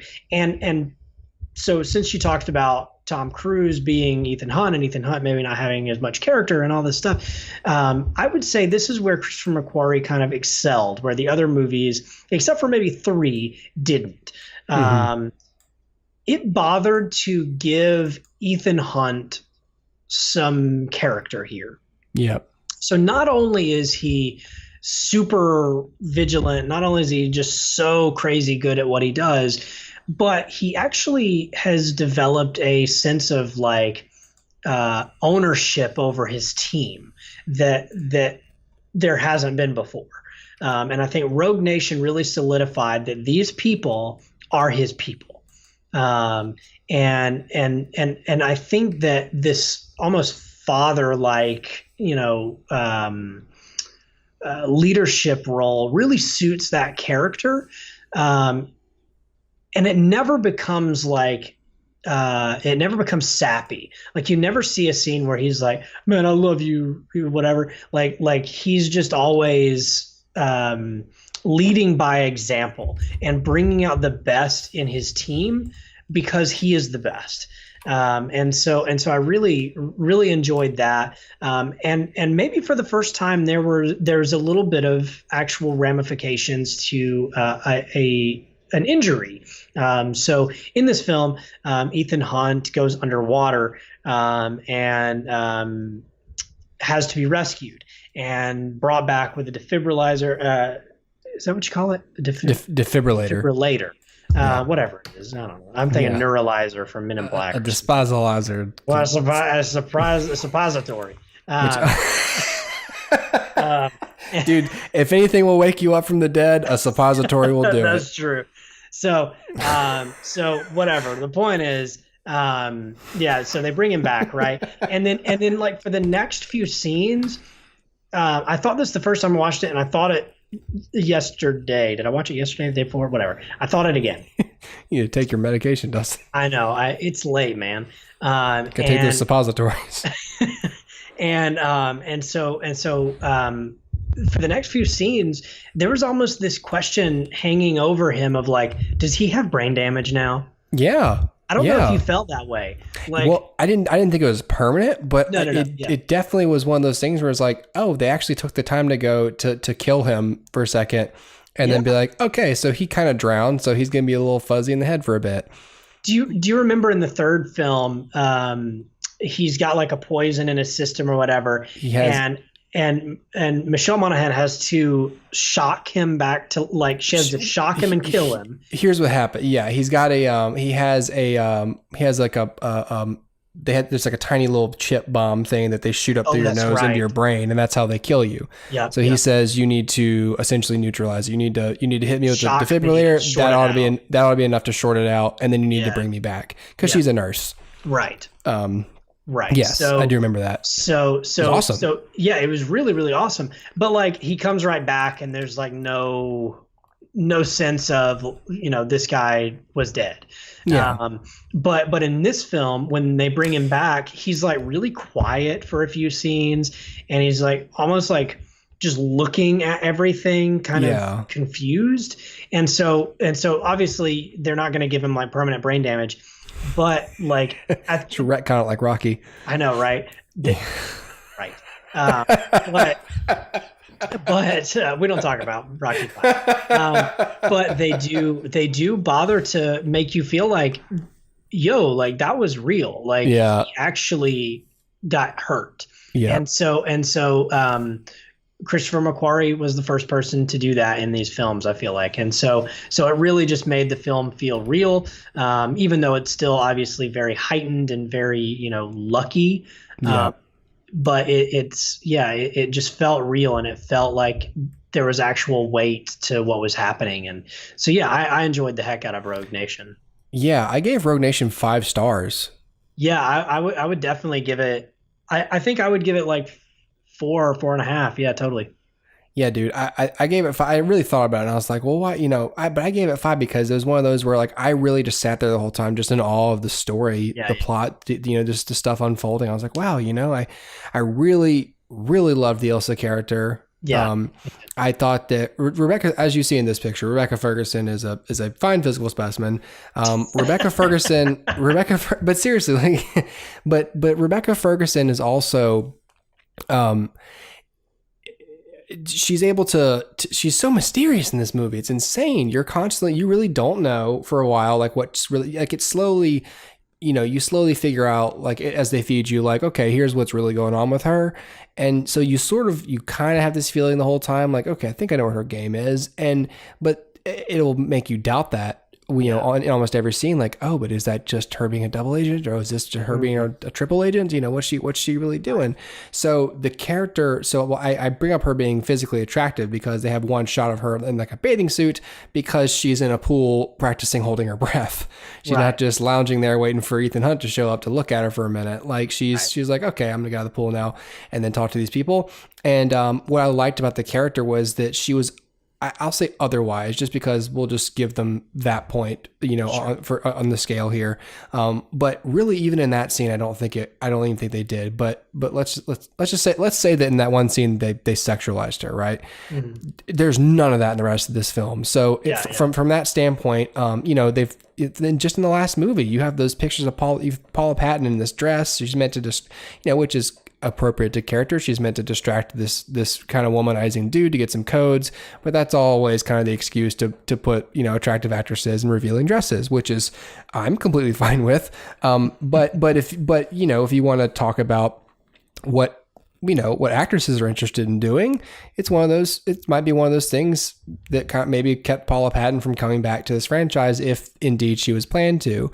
Rebecca Ferguson, I think this character has a lot of integrity, and I think just as a female character, this is everything you want. I mean, she's physically capable. She's not eye candy. She's intelligent. She's very complex, and any pass she makes at Ethan Hunt, you're not entirely certain she's genuine about it. You might think it's a play to get the advantage on him. Right. So I really loved that character, and I just found her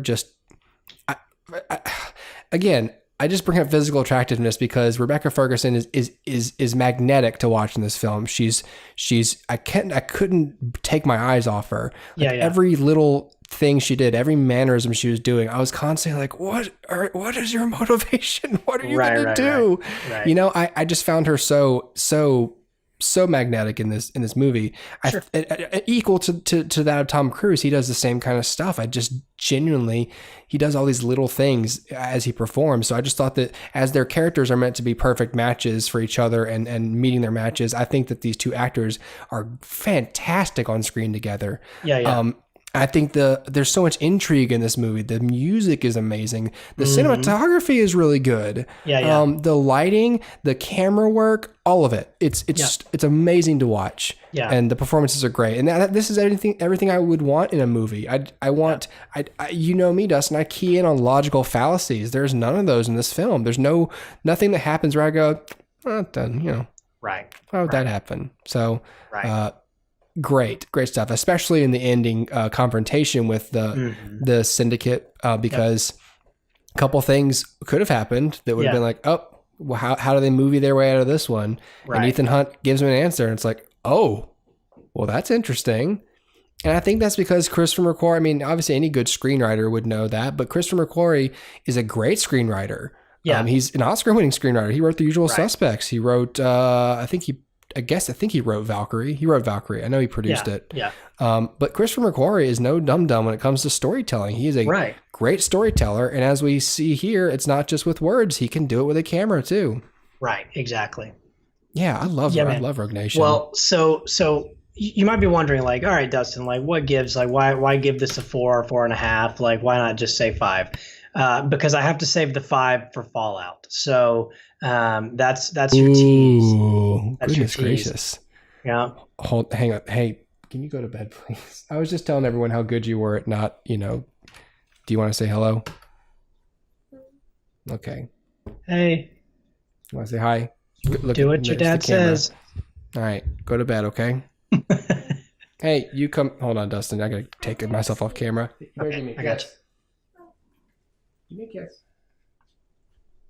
I love you. Good night. Go to bed. You what? I'm thirsty. You're thirsty? Oh boy, I gave you a ton of water. This is irrelevant. Okay, I'll see you later. Good night. Sorry, I did not mean to halt the show like that so much. Anyways, okay, cool. So let's go ahead and end the live stream with that. People get the wrong idea about me denying my child water. Right. If you give kids bucket loads of water, they're just gonna pee the bed. Right. It's happened. Yep. I can imagine. To me. Oh no. To her. I gave her a ton of water, then I wet the bed. It was crazy. It's nuts. You're just linked that way. Yeah. It's just a portal opened up and I just peed in the bed. Okay. Anyways, so yeah, we're gonna end the live stream now. But again, if you want to catch us on a ton of other platforms, here's how to find us on social media. But definitely go to the YouTube channel and subscribe to the show, HooperCast. But you can also find this on Blogger and Tumblr. I don't know why you'd go to that instead of just going straight to YouTube. And you can also follow the show on on Twitter at HooperCast, at Dustin Weldon, at Connor_Dempsey, and especially go to letterbox.com/HooperCast, or just get the Letterboxd app and follow us on that, because we will post these, we post these star ratings. And if you want to go back and see how we thought of a film, I would say go back and listen to the show. But if you go follow us on Letterboxd and just look at our list of films we've reviewed, we have the star ratings right there. And if you want to hear our actual full review of that film, we put the link to the review in that little Letterboxd blurb. Instead of writing something, we just put star rating, link, go find the review, and you can hear the section of the show, the episode of the show, where we reviewed said film. Yeah, and definitely, yeah, just follow us, find us on Letterboxd, HooperCast. It's real simple. And there's, of course, other perks to getting Letterboxd as well. In fact, Dustin, why don't I talk about those perks? If I can find the script that I should have had up the entire time. Of course. Oh, great. And I closed Safari. This is going swimmingly once again. Every single time I try to do this, I forget that I want to show this. Hang on. Let me give me just a brief second here, Dustin. I'm gonna. Oh no! Don't do that. No. There we go. Boom. All right. Letterboxd. It's right there. Check that out. Woo! This episode of the HooperCast is brought to you by Letterboxd, of course. Right now, listeners of our show have the chance to win a free 1-year pro account upgrade or extension on Letterboxd. And if you do not know, as I just said, Letterboxd is a social network for film lovers, and that allows you to track, rate, and review the films you watch. You can follow other members like us, or you can get to get those recommendations. You can publish your own lists of films, like your top 10 for the year, and a lot more. We've got a couple of lists on there. It's really mostly the HooperCast intended list of films. These are movies that we're going to get to. That's basically what's on our docket coming up. So if you want any sort of sneak peek into the films that we might be talking about on the show soon, just follow us on Letterboxd and look at that list. And if you want to suggest stuff to us, you should maybe suggest us some films to watch. We might watch them. We might not. Who knows? Not you, if you don't ask. So, right. Do that. Letterboxd, most importantly, is free to use. There's no subscription fee, nothing like that. There's no catch, just create an account. But if you do get a pro account, it's going to provide you with a bunch of additional features, like a customized summary of your past year's viewing. If you already have a pro account with Letterboxd, so you think that this whole spot is worthless, it's not, okay? It's not. All right? So stop it right now. Stop it with your negativity. It's not useless. You can get a year extension on your account for free. Yeah. 1 year, 12 months. I remember one time I messed up and said 12 years. It's not 12 years. It is not 12 years. You don't get 12 years free on pro we'd make Letterboxd go the way of Moviepass if we did that. Right. Right into their stock would go 6 cents. If you want to enter this contest, all you have to do is listen here right now to our show, or later on YouTube or iTunes or Stitcher. All those. In fact, here you go. You want those links? Boom! Here they are. Spotify, Stitcher, RadioPublic, CastBox, all that shit. So sorry, I need to get back to what I was doing. I'm getting distracted by this Google Docs notification. Happened again. Listen to the show, and we're going to read the code word. There's a code word at random.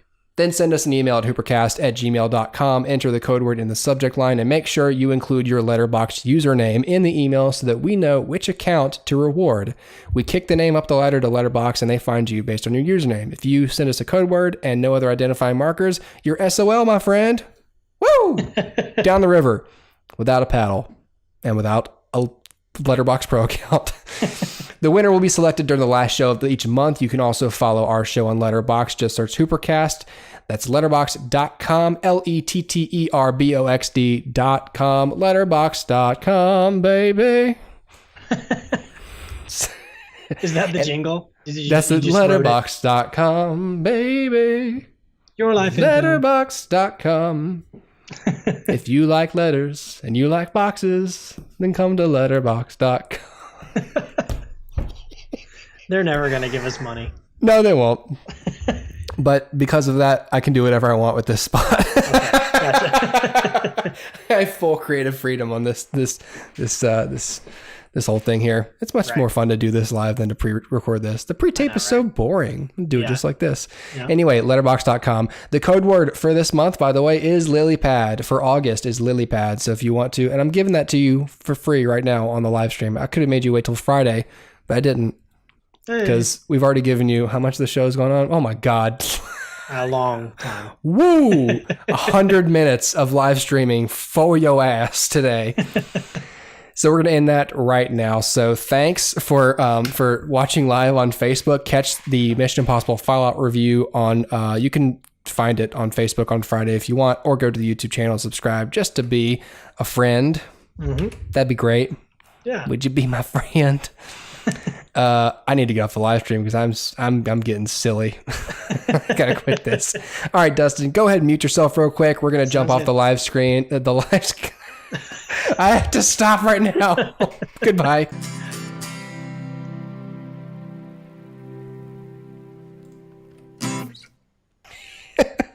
Good Lord. I'm a mess, Dustin. You're muted. There we go. There you go. Okay. Here we are. All right, pressing on. So now we're into way into hour number 2 of the show. Good Lord. Woo, Dustin. Right? Hey man, that's fine. We're having a great discussion. This is good stuff. Yeah. Okay, so stop it. Stop it now. Forget it. No one knows what I'm talking about. I'm talking to a computer screen, telling it to stop it like some crazy man talking to the mailbox. Hey, you. Hey, you stop it. Quit it. Stop it right now. Dustin, what film are we talking? We already know that. We already know this. Why am I being so mysterious? Mission Impossible, Fallout. Yeah. Dustin, I did not see this. Yes. But as we just demonstrated, I'm a fan of this franchise. I have a good handle on the setup for this film. So why don't you tell me and others, how the hell is this movie, man? Well, if you were listening to the live stream or just a few minutes ago in the actual recording here, I'm gonna give this a 5-star, and it's so weird because it was this is you guys need to appreciate. This is some rare shit. Dustin just gave this film the highest rating we offer at the HooperCast. It is. I did, and it's so weird because I think it was like a week or two ago that you said whatever I give 5 stars to is the movie you're gonna watch for the rest of your life. So I'm gonna watch it every day until I die. I do think you'll enjoy this. So I am tingling with just. Goof. I don't want to know. Okay, so here's the deal. It's been 2 years since the last film, and the Syndicate is now sort of known as the Apostles. And the Apostles are this, anarchist group that is looking to essentially tear down everything. The sort of catalyst here of the film is Ethan Hunt goes to intercept 3 plutonium cores that the Apostles have stolen, and in the process has a choice to make, either to retrieve the plutonium cores or save the life of one of his team members, and he chooses to save the life of a team member. Can you tell me this? What's that? I'm sorry to derail you. Yeah. No. Are there 4, I guess you could do 12, 4 or 12 henchmen in this film named after the Apostles? There are not, but that would be awesome. That'd be kind of cool. That'd be a little gimmicky for Mission Impossible. Can you imagine him having to fight like the 4 gospel writers? Right. There's a guy named Matthew, Mark, Luke, and John just beating the shit out of Tom Cruise. Right. Judas, I'm going to have a lot of fun with you. Judas ends up being the good guy. It's like a whole. There you go. I think David Miscavige probably was like, don't you bring more attention on us. Right. Yeah, man. So he chooses a teammate over the mission, and so what that means is now we have to find where these things are going and get them back. In the process, we are also learning that the U.S. government does not quite trust the IMF. What? So the CIA director has given an operative, August Walker is his name, played by Henry Cavill, to basically shadow Ethan and just make sure he does everything by the books.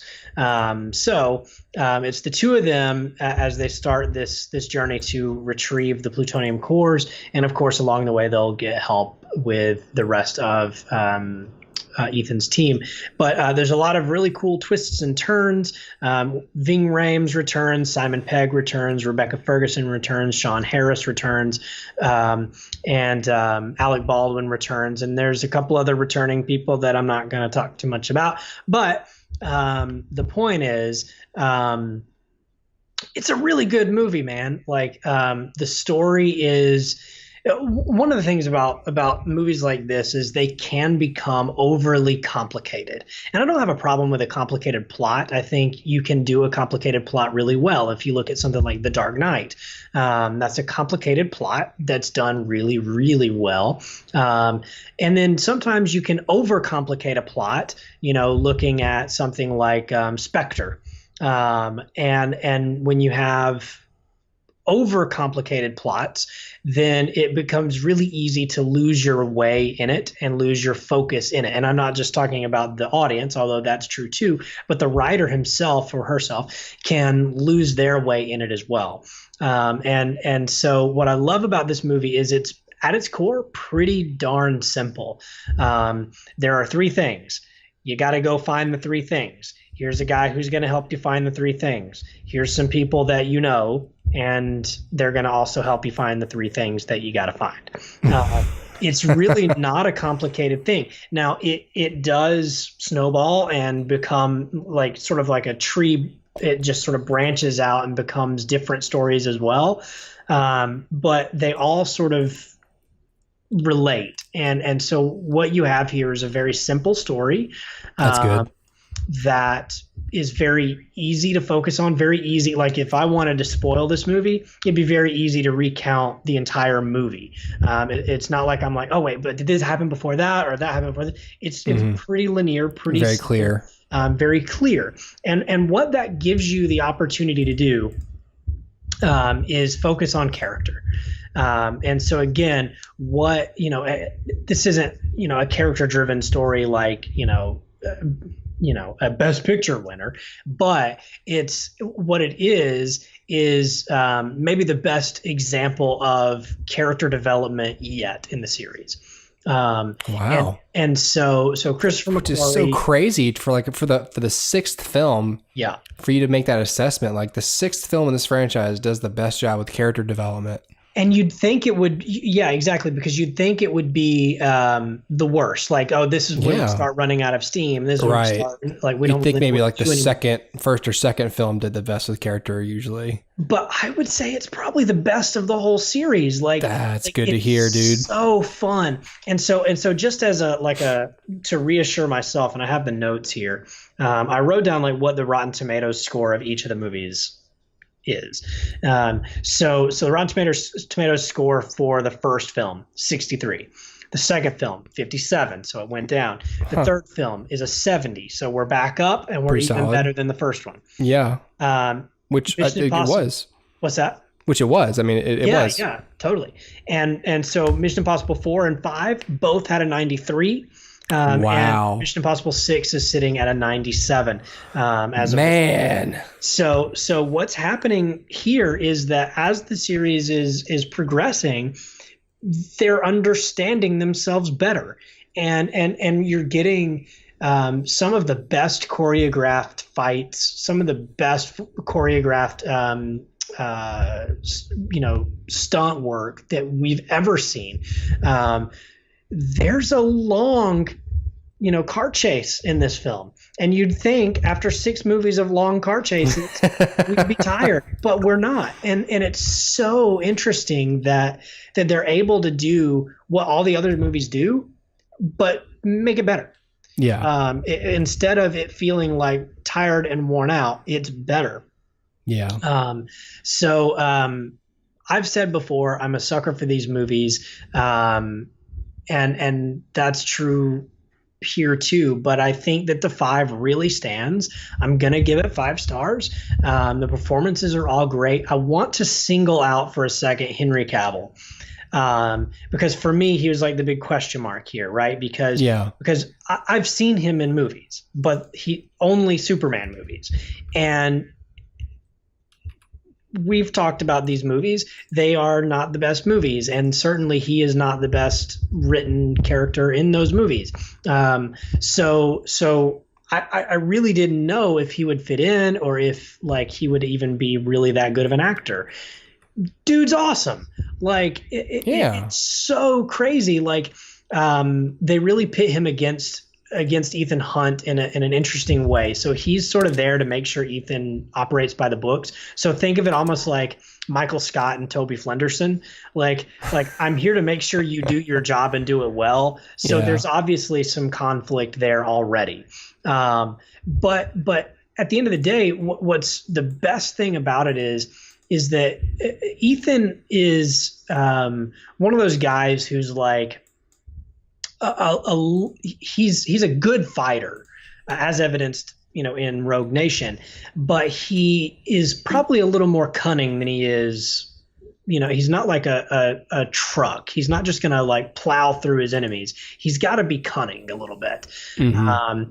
And so Henry Cavill here is played opposite. Henry Cavill is literally a tank.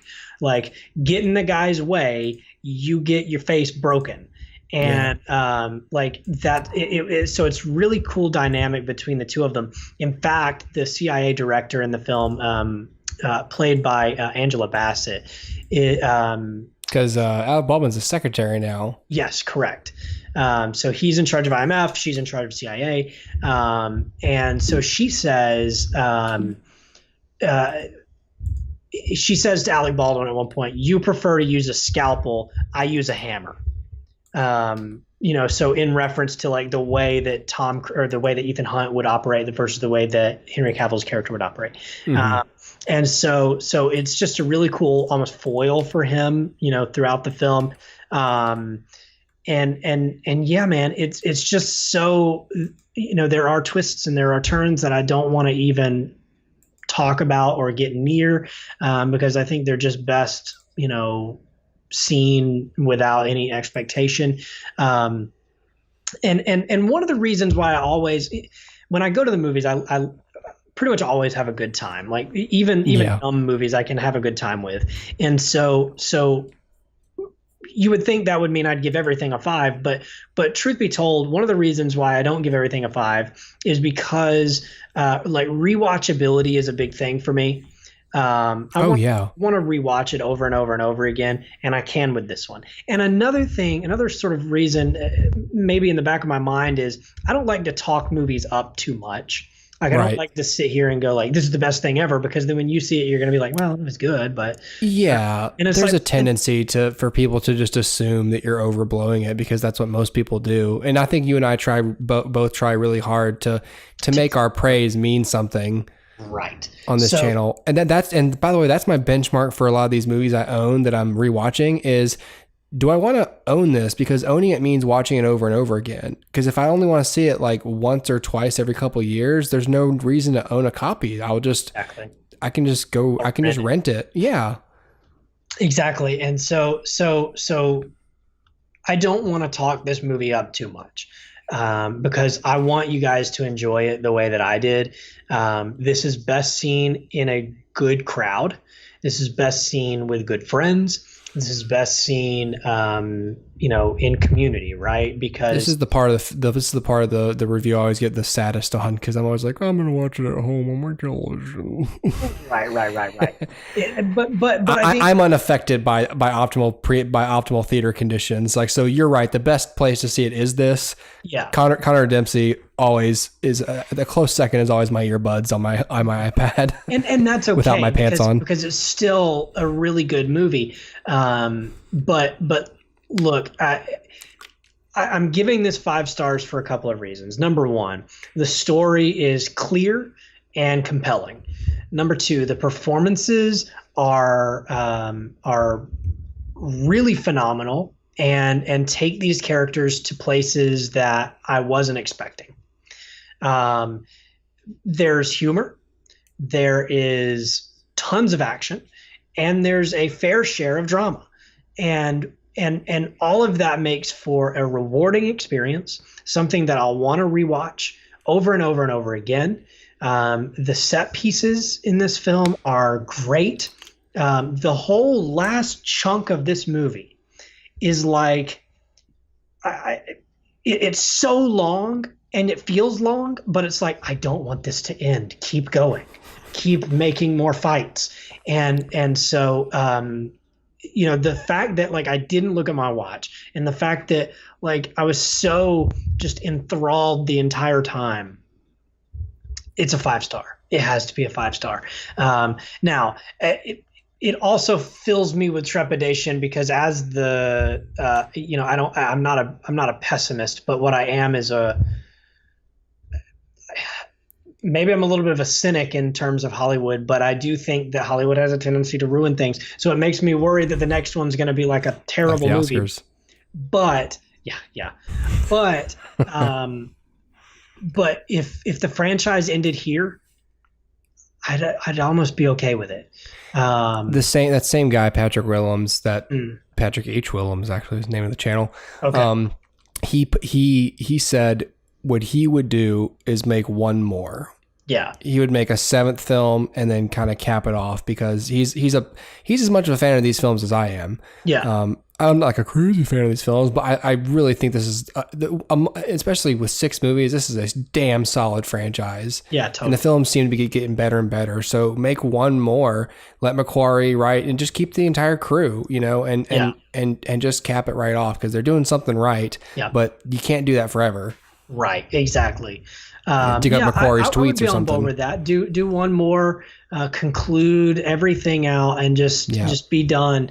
I'd be 100% on board with that. But at the same time, I would mourn a little bit, because this is the best action franchise, bar none, in Hollywood.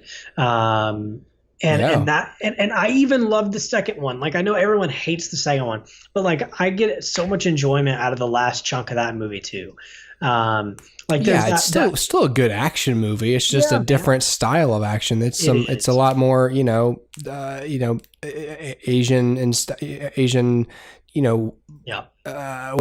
2000s. It's both a different, stylized. Yeah, very stylized, just different style of fighting. Yeah. I just always remember there's this scene on the at the end where Ethan Hunt and the bad guy, I don't remember his name, they're driving their motorcycles towards each other, and then they both jump off of the motorcycles and just hit each other in midair. Yeah. Like full body, and then slam down into the sand and start rolling around, and like the bad guy pulls out a knife and like gets it like millimeters from Ethan's eye. Yeah. It's like, oh my gosh, this is amazing. Yeah. There's still tension in the film, even though it's kind of cheesy in terms of action. I mean, it's partly because the sensibilities have changed. I mean, in 2000, that was some insane shit, but and that actor's name is Dougray Scott, aka Almost Wolverine. Ah, yes, correct. Because he dropped out to do that film. To do Mission Impossible. You're right. Bad move, buddy. He came this close to 20 years later not getting nominated for Best Picture. I know, right? But yeah, man, no, I love this movie. I had a lot of fun with it. Yeah, dude. It heightens everything that you've come to love. The amount of like dumb luck that these characters have in these movies is just like on full display here. It was great that they pointed that out in Rogue Nation. Like the committee full on says, like, I don't think you produce results. I think you get lucky. Get lucky. Yeah. And that's true. And Jeremy Renner sits there and goes, shit, they're right. Oh my gosh. They've got us pegged. Speaking of though, so Jeremy Renner is not in this movie. Sort of famously because he couldn't take this movie because of Infinity War. And then Infinity War didn't use him. So dude didn't get in either movie, which I think is hilarious. But man, this movie's has knocked a couple of superhero films down the peg, hasn't it? It really has. That mustache. I know, dude. But I'll say this, like, if it was do this movie right or do Justice League right, if I'd been Henry Cavill, and I'm glad he chose this. Well, yeah, forget that. Like, forget that Paramount has every right to go no, because he's on our film now. Yep. Like, they could have been friendly and been like, I guess, but then they were like, no, because we do a lot of stunts and we're not going to have him shave his mustache and do a prosthetic and slow down our production time just because y'all need reshoots. Sorry about it. Yeah. But that's just movie making for you. And so let's pretend that none of those factors have been in play. Yeah. You've still got Henry Cavill. And if I were him, I would have been like, I'm not shaving the mustache. Right. I'm not going to shave the mustache. Yep, exactly. Yeah. But yeah, man, no, I enjoyed the heck out of it. I would say if you ended up with some time and $10 to go see this, like, I would highly recommend it to anybody out there. If you can squeeze it in, do it. And these are films, by the way. I'm going to buy Rogue Nation. I'll probably buy Fallout sight unseen just because of your recommendation, Dustin. Because and these are worth owning on Blu-ray too, or some other high or 4K, whatever you've got. Because the cinema, especially as they go on, like, the cinematography in 3 is fine, but 4 is where they started shooting with IMAX cameras, right? And the picture quality jumped up tremendously. And this one appears to be no different. Like the cinematography, there's real thought given to the look of this film. And so it looks beautiful. And I want to see this on a really grand scope, in my home. Like once this is out of theaters, like if you hadn't seen it, like it's not, don't cheap out on it. Like get a good copy of it. Right. Exactly. Yeah, dude. I'm so glad to hear all this praise for this film coming out, because again, as the 6th film in this franchise, that's really good to hear, and just loving Rogue Nation so much. And it would, with this film being so tied to Rogue Nation, it would have been really disappointing if this hadn't felt good, if this hadn't been a good film, because then you'd watch Rogue Nation and be like, this is so good. What happened in the next one? A lot of the same elements are there. So for this to be like, oh yeah, you like Rogue Nation? This is even better. It's like, wow, that's great. Yep, exactly. Woo. All right. Yeah, man, I highly recommend it. Well, do you want to end it right there? Yeah, let's end it. We're going for about 2 hours. This is a long. Woo. I know. This is great. Hey, man, this was a good episode. Yeah, dude, a lot of fun. This was good pod for sure. Totally. Guys, everyone, thank you for watching our show. Thanks for everyone who watched on the live stream. I got a couple of texts about that. Couple people saying I watched the entire stream. Mm-hmm. So, which is a hell of a feat. So I don't know what you don't have going on Wednesday nights, but I'm glad you spent it with the HooperCast for sure. Yep. Like we said, everyone, we do this show every week. And we do it live on Facebook, a little bit of it live on Facebook, maybe a topic or two usually. We don't do 80% of the show on Facebook Live. Right. But we were having a good time. We were getting a lot of listener interaction. So whenever that happens, we like to keep it going. Yeah, move the goalpost a little bit. Yeah. So, but you can obviously catch us on our YouTube channel, which is where you're going to get, obviously, where you're watching this episode. Or maybe you're watching this on Facebook. So... yeah, because that's there too. But if you're watching on Facebook, go to the YouTube channel and just throw us a subscription. Yep. If not, just to help our numbers. And normally I wouldn't be like, hey, do this just to boost numbers, because that's all we care about. The only reason I'm mentioning that is because if we get 1,000 subscribers, Dustin and I can start getting paid for these reviews again. Yep. And then it won't really matter as much to me where you watched it, because then we can actually go talk to some sponsors and be like, hey, we have 1,000 people who subscribe to the channel. We've got this many people who watch on Facebook, blah, blah, blah, pay us some money. And then you can hear me read some spots with some seriousness, because my paycheck will be on the line. Exactly. So yes, thanks for watching. Here is, let's see, where's not that? Good Lord, I need to memorize my own damn hotkeys. I swear to God. There's all the podcast platforms. Of course, the easiest for the Apple people is going to be Apple Podcasts. If you have an Android phone, then you're looking at a myriad of things, probably Google Podcasts, but probably Stitcher or Spotify most people are going to use, I think, for podcasts. But there's also CastBox, Breaker, PocketCasts, RadioPublic, Anchor FM, the people responsible for getting us on all these platforms free of charge. So thank you to Anchor. Definitely. Mm-hmm. That's it, guys. I think that's the show. So thanks for watching. Thanks for listening. Absolutely. Tune in next week. We're going to talk about a bunch of other stuff. And I think John's coming on next week. Sweet. I think John's coming on next week, and a couple of other guests down the line as well. Sweet. Woo! What did you watch, Dustin? Or what do you want to talk about next week? I know we don't have to plan this out, but I'm gonna watch this film Revenge, because this is the 99-cent rental on iTunes this week. So if you want to watch Revenge, and not, well, I'm talking to the listener, but you too, if you want to. But to the listener, for sure, if you want to watch Revenge while it's still 99 cents, so you can listen to the review next week and know what the hell we're talking about, then it's 99 cents right now on iTunes. So I jumped on that because I heard good things about Revenge. But seems like it's not for everybody, as far as I can tell. Particularly women. Actually, it's for women. Anyway, I haven't seen it yet, so I don't really know what I'm talking about quite yet. But I will next week. And we got to talk about Paddington 2, Dustin. Yeah, man. And I'll probably talk about Teen Titans Go to the Movies as well. Okay. Yeah. So anyway, guys, thank you. See you next week. Get out there, see some good movies. Yeah. And spay and neuter your pets. Stay hooping. Spay and hoop your pets. No, don't. Stay. Yeah. No. Okay. No. Goodbye, everybody. Bye.